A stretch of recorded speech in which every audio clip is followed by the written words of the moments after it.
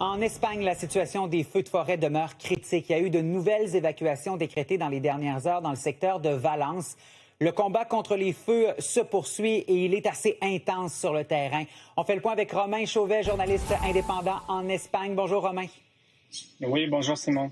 Alors, l'action au cours des dernières heures s'est vraiment déplacée près de la ville côtière de Valence. On parle de nouvelles évacuations.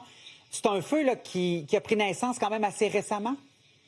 Oui, hier, en début de journée, c'est ce qu'on nous a dit, et un feu qui a progressé extrêmement rapidement tout au long de la journée, tout au long de la nuit. On nous dit que là-bas, c'est 10 000, 15 000 personnes qui ont dû être évacuées au cours des dernières heures parce que, vous allez peut-être voir sur les images, ce feu est assez impressionnant, accentué par des vents forts, une géographie également qui rend les opérations de secours sur place difficilement accessibles. Et il y a également toujours cette chaleur, cette sécheresse qui fait en sorte que cette végétation est extrêmement sèche. Et donc tout ça, ça complique le travail des pompiers. Alors désormais, Simon, ce matin, à l'échelle de toute l'Espagne, on est à plus de 115 000 personnes qui sont évacuées ou confinées chez elles en raison de ces incendies. La grande majorité de ces gens-là, c'est pour ici, à Madrid, où il y a toujours cet incendie dans le sud-ouest de Madrid qui fait toujours rage depuis plusieurs jours et qui continue de progresser, même si on nous dit que quand même, au cours des dernières heures, au cours de la nuit, la situation a été plus favorable pour les pompiers sur place.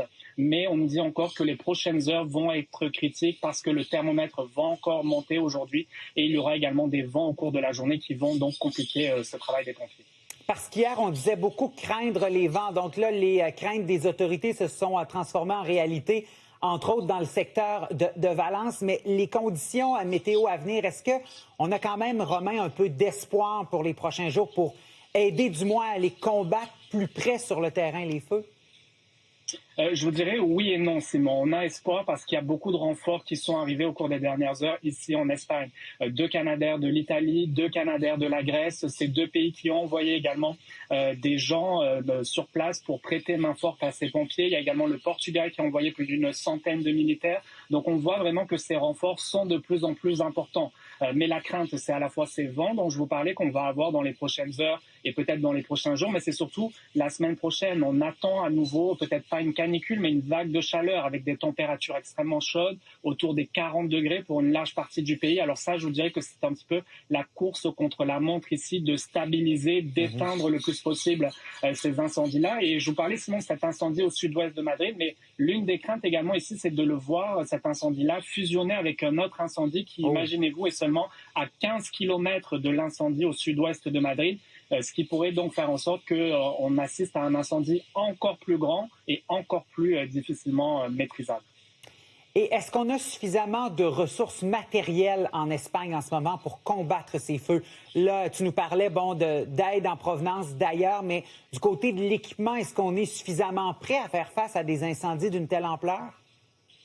Je dirais qu'il en faut toujours plus, Simon. C'est ce que nous disent les gens sur le terrain. On a d'ailleurs vu au cours des derniers jours des habitants tenter, comme ils le peuvent, de protéger leurs habitations, leurs villages, même des gens qui, avant de quitter chez eux, arrosaient autour de leur maison pour essayer de se protéger de possibles flammes et essayer de sauver leur maison.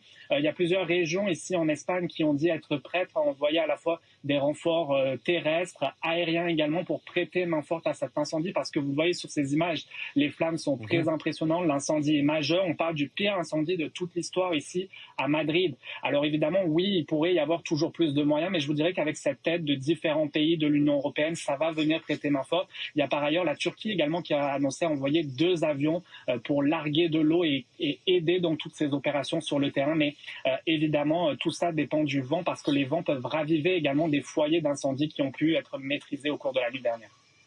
Et les actions prises par le gouvernement, quelle est un peu la réponse et le point de vue de la population? Est-ce qu'on trouve que c'est suffisant ce que fait le gouvernement espagnol présentement pour gérer cette crise?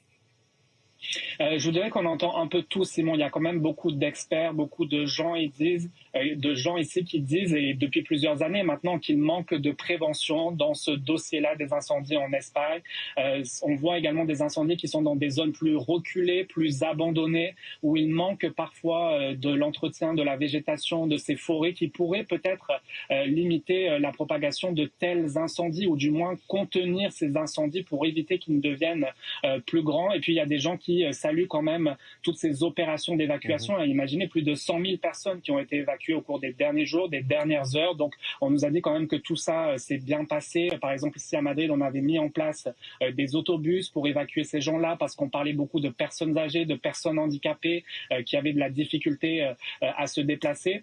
Le seul bémol, je vous dirais, Simon, dans toute cette histoire, c'est un autre incendie à Valence qui a causé la mort d'un homme hier, un homme de 78 ans qui a été retrouvé mort, calciné. Alors c'est vraiment ce que veulent éviter les autorités ici, de voir des décès comme ça, parce qu'il y a quelques semaines, vous en rappelez peut-être, Simon, on avait eu un incendie majeur ici dans le sud de l'Espagne, 13 personnes qui avaient perdu la vie en tentant de fuir les flammes. Alors il y a beaucoup de travail qui est mis en place ici, c'est ce que nous disent les autorités pour eh bien, éviter de voir ce genre de drame et sauver donc le plus possible toute la population. Romain Chauvet, journaliste indépendant en Espagne, merci beaucoup. Bonne journée. Plaisir. Au revoir.